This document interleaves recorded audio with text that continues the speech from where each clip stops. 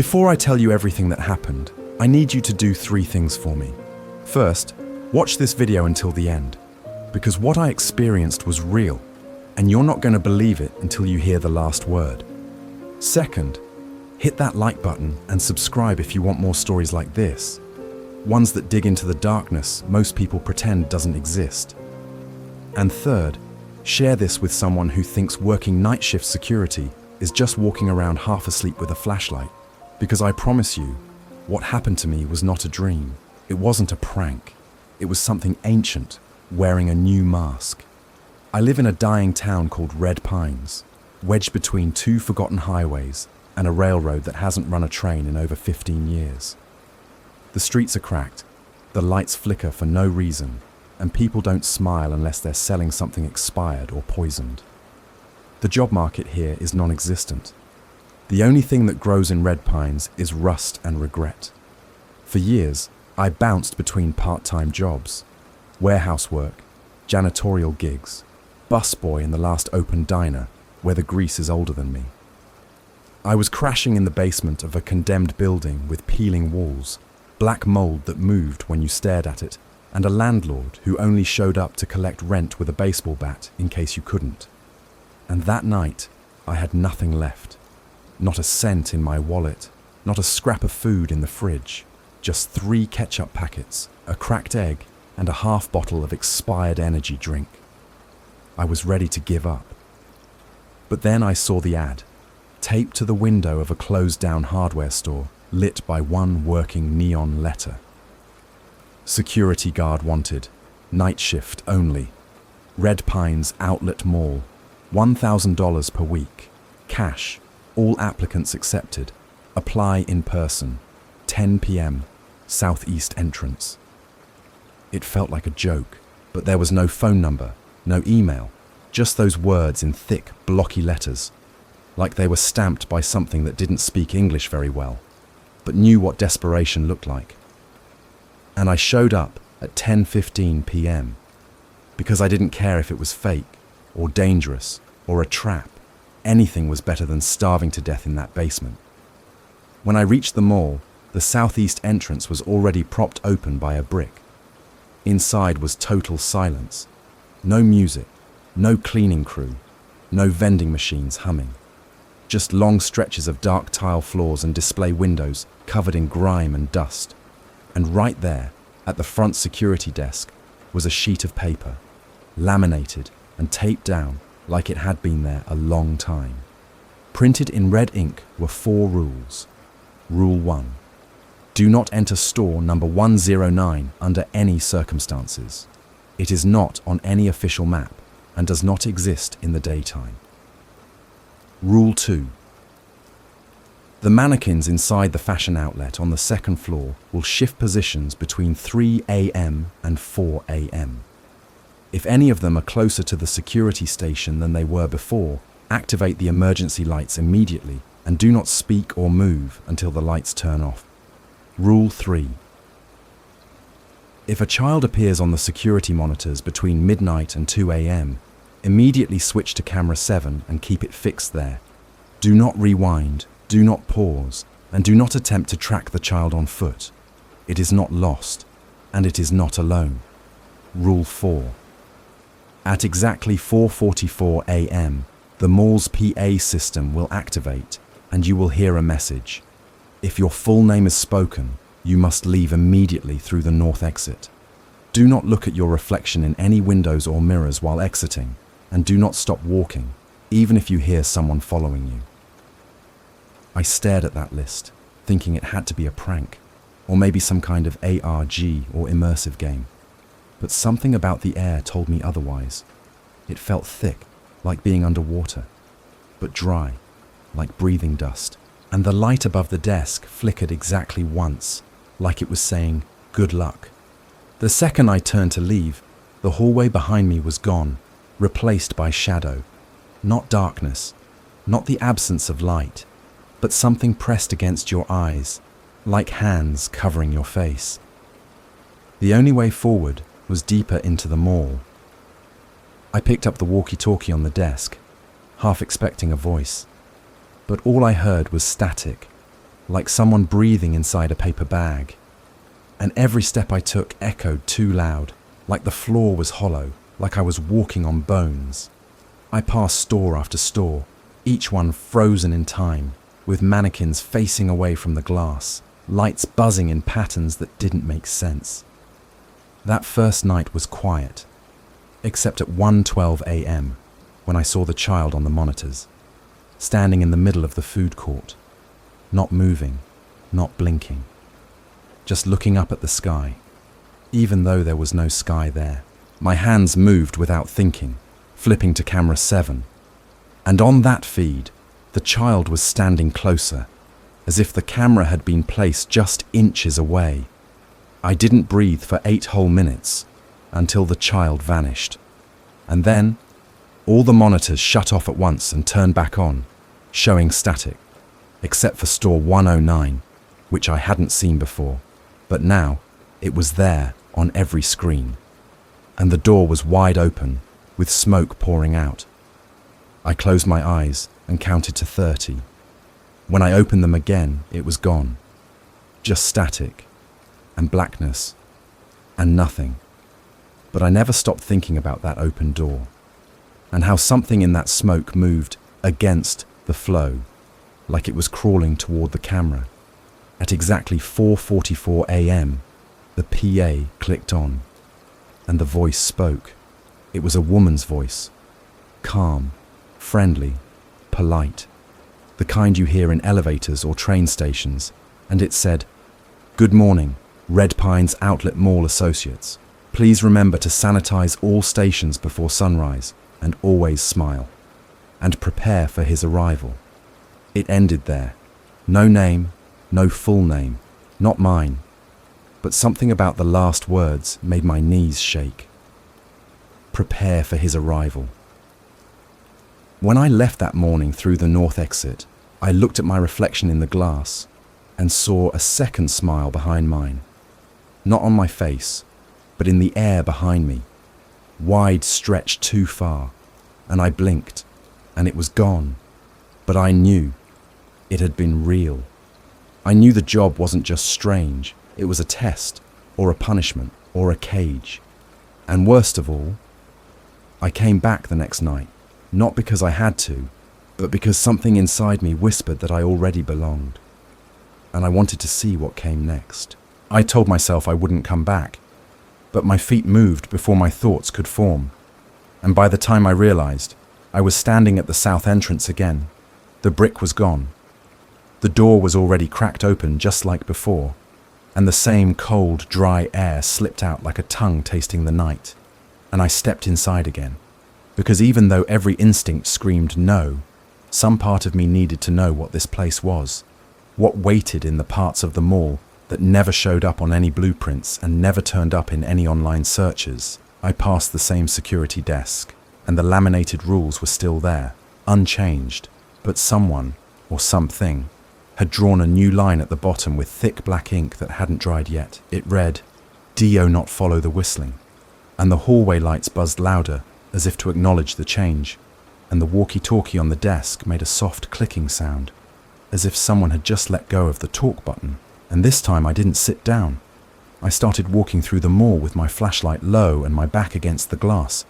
The stores looked the same, but the arrangement had shifted slightly, like pieces of a puzzle rearranged while I blinked.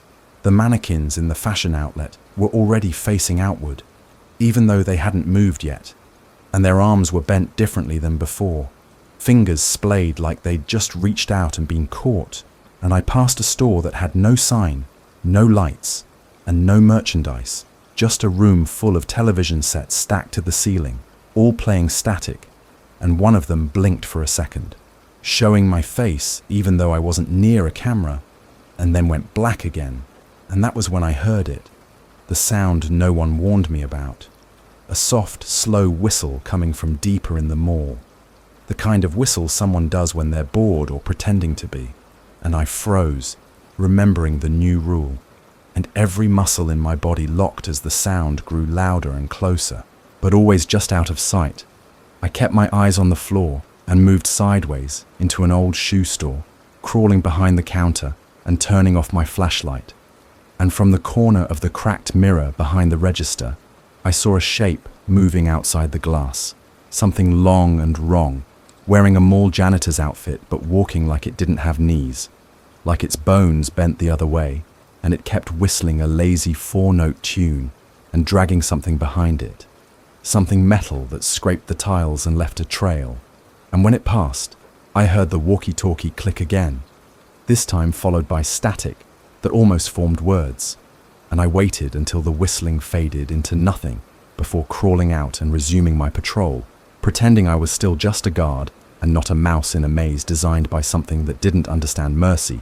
The clock on the food court display said 2:48 a.m., and I remembered Rule 2 and made my way to the fashion outlet with dread. And sure enough, the mannequins had moved again.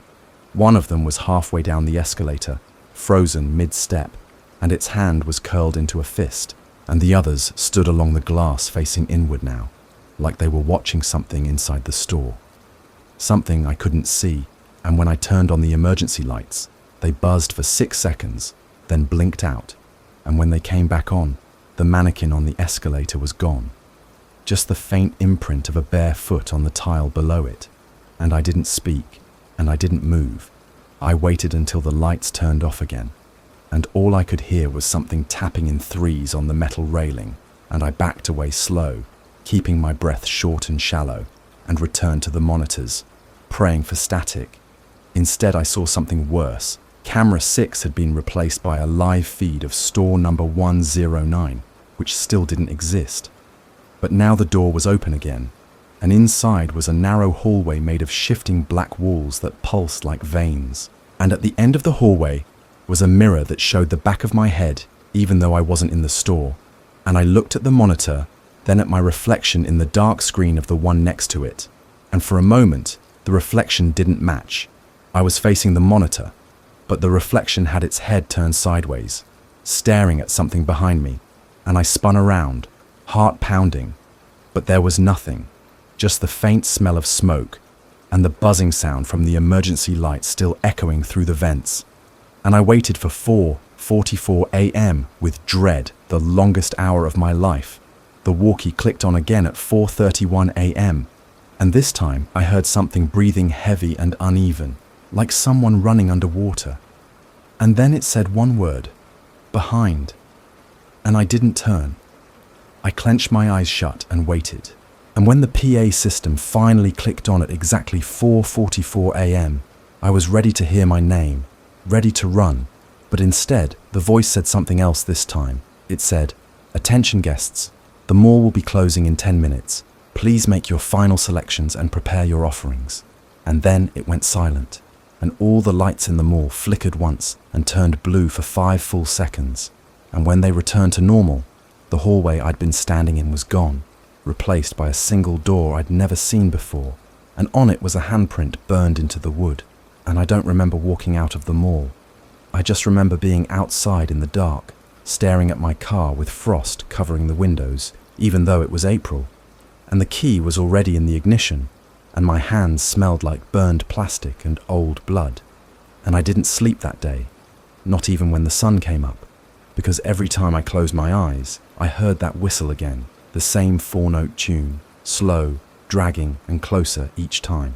I told myself the second night would be my last, but I came back again, because I couldn't stay away, because something inside the mall had already taken hold of something inside me. And the rules weren't just instructions anymore. They felt like warnings carved into the bones of the place. And I needed to know what happened to the people who came before me. I needed to know why the pay was so high, and why the rules felt like they were written for something older than the building itself. When I arrived, the door was already open, and the air that hit me wasn't just cold. It was damp, heavy, like it had been exhaled by something asleep and dreaming of blood. I stepped inside, and the lights didn't come on this time. Only the red backup glow from the emergency strips along the walls, giving them all a heartbeat. And the rules were still on the desk, but someone had scratched out the line about the mannequins with a key or a nail, and below it were 3 words written in blood: "Don't watch them." And I already knew something had changed. I walked past stores that were no longer familiar. Storefronts had names I couldn't pronounce, and signs written in symbols that looked like they'd been etched with bone. And every security monitor was off, but the walkie-talkie was on, and a voice I didn't recognize was whispering numbers backwards and crying between breaths. I tried to ignore it, but it followed me from hall to hall, whispering through the speakers embedded in the ceilings above every empty food court and every sealed arcade. And I saw shadows crawling along the glass of stores that were no longer selling anything human, and I heard footsteps following mine, not echoing behind, but matching perfectly, like someone was walking inside me. And I reached the elevator and found the doors open wide. Inside was pitch black and scratched into the floor. In perfect circles was a spiral of handprints all facing inward, and I took the stairs instead. And at the second floor, the mannequins were no longer near the fashion outlet. They were in front of the security station, standing shoulder to shoulder, arms linked, heads tilted upward like they were praying or waiting. And their faces had changed. Some of them were wearing masks made of porcelain, and others had features that didn't match, like a mannequin with 4 mouths and 1 eye or another, whose torso was filled with writhing wires instead of a chest. And they didn't move when I passed them, but I felt them thinking or remembering something old and hungry. I made my way to the far end of the mall to find store 109, because I knew it would be there again. And I found it at the end of a hallway that wasn't on the blueprint, with doors that stretched up higher than they should have been, and a frame too wide to fit anything normal. And this time I stepped inside and found myself in a mirror maze where every reflection was delayed by 3 seconds. And every one of me looked more tired, more decayed than the last one. And I kept walking deeper until I saw something standing in the final mirror. Not me, not a version of me. Something taller, thinner, its arms too long, dragging behind, and its mouth split vertically like a deep wound. And it didn't move, it only watched. And I turned around and there was nothing behind me. But I heard it breathing into the mirror, and I backed out step by step until I was back in the hallway again. And when I checked the time, it was already 4:43 a.m., and I felt my heart stop because I hadn't heard the PA yet, and I knew the final rule. And I stood frozen, waiting, praying not to hear my name, and when the system clicked on, it was silent for 4 full seconds. And then the voice said, "Attention to all personnel. Cleaning must begin immediately. He is closer than expected.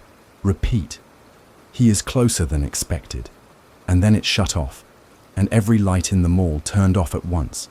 Every speaker popped, and every vent began to hum with the sound of something wet sliding through metal. And I ran.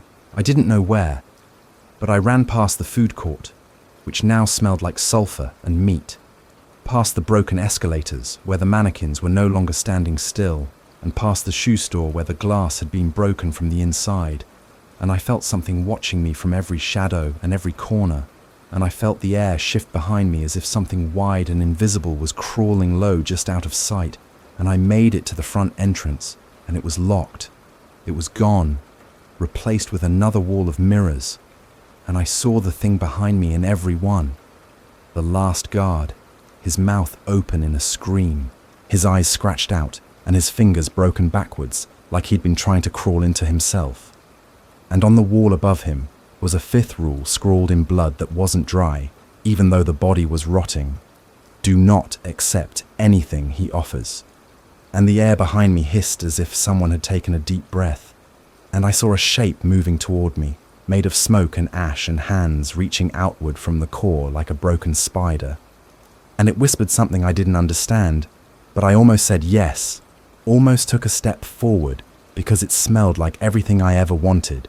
Money, warmth, sleep, family. But I ran. I broke through the emergency exit and collapsed into the parking lot, vomiting up something black and steaming that moved like a slug. And I passed out under the flickering lights, and when I woke up, I was in my car with the keys in the ignition, and the first rule clutched in my hand like it had been torn from the desk, and the words were smeared and wet, and beneath them a new line was written in something that wasn't ink. Welcome to your final night. I didn't plan on coming back. Not after what I saw. Not after the mirrors and the mannequins and the voice whispering numbers backward into my skull. But something dragged me back. Something stronger than logic or fear or sanity. Maybe it was the smell that stayed in my clothes, or the humming sound that never left my ears, or the marks that had appeared on my wrists like handprints pressed too hard into my skin. And when I woke up outside the mall parking lot again, with no memory of getting there, I knew the choice wasn't mine anymore. The mall had chosen me, and I walked through the doors without unlocking them, without touching them. They opened like a mouth inviting me in, and the entire interior was different this time. The floors were damp, the air was thick with incense and rot, and the ceiling pulsed like muscle tissue stretched thin across bone. The lights didn't come on, but a red glow leaked from beneath the tile, like something under the ground was alive and bleeding. And I walked deeper, drawn by a sound I couldn't name. And every store I passed was empty of shelves and full of shadows. And the mannequins were gone. Or maybe they were hiding. Maybe they were following just out of reach, and the walkie-talkie was already hissing in my pocket, whispering my name in a child's voice. And I tried to turn it off, but it was melted into my hand. And the numbers from the last night were repeating louder now, and reversed like a countdown. And I found the central fountain filled not with water, but with black feathers.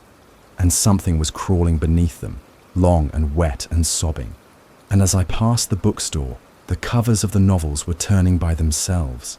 And every page had my face on it, eyes crossed out, mouth stitched shut, and someone had drawn a new rule across the glass in something thick and glistening and hot. Do not drink the water.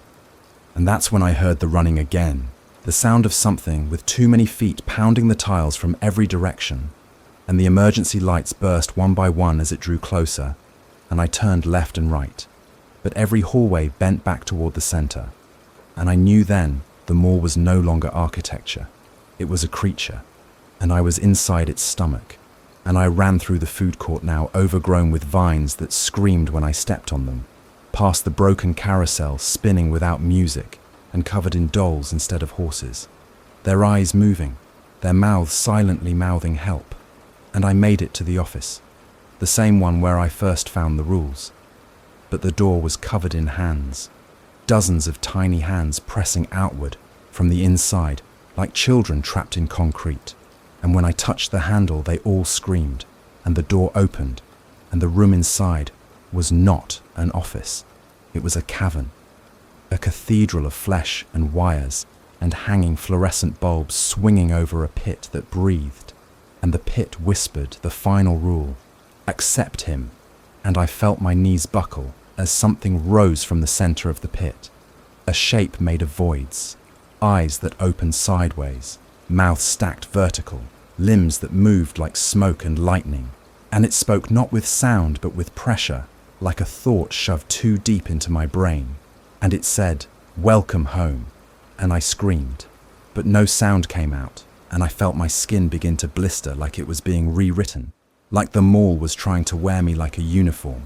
And I fell backward, crawling toward the door that wasn't there anymore. And I saw my reflection in the flickering glass of a broken monitor. And it wasn't me anymore. It was the other thing, the tall thing, the thing from the mirror maze. And it smiled with teeth that weren't mine. And then I heard it, a new sound, a sharp cracking pop like a firecracker. And the sprinklers activated all at once, spraying down a liquid that burned like acid but smelled like rain. And the monster recoiled, shrieking in a language that made my eyes bleed. And the pit collapsed inward like it had been stabbed from below. And I saw something golden in the liquid, a shape swimming up through the lights and smoke. And for 1 second, I felt something like peace. And then I was yanked backwards by a hand I couldn't see and thrown through a door that hadn't been there before, and landed face first in the empty parking lot, choking and coughing and covered in soot and feathers and whatever that water really was. And when I looked back, the mall was gone. No building, no signs, just a field overgrown with ash trees and a metal plaque in the grass that read, "In memory of the lost." And I crawled to my car again. And this time I knew I could leave. I knew something had broken. Something had been fooled or distracted long enough for me to escape, and I drove for hours without knowing where I was going until the sky turned blue and the weight in my chest finally lifted, and I parked by the side of the road and looked in the mirror and saw my own eyes again. But they weren't blinking, and they didn't match. And when I got out to vomit, I coughed up a piece of plastic shaped like a mall keycard, and burned into its surface was the phrase, "Night 3 awaits." And I crushed it under my boot and left it behind, and drove until the sun rose twice, because even though I escaped, I knew the mall wasn't done with me. Not really. It doesn't let you leave. It just lets you rest between visits, and I haven't heard the walkie since. But sometimes I wake up with mall music playing from nowhere, and my hands covered in dust, and my breath smells like cinnamon pretzels and rot.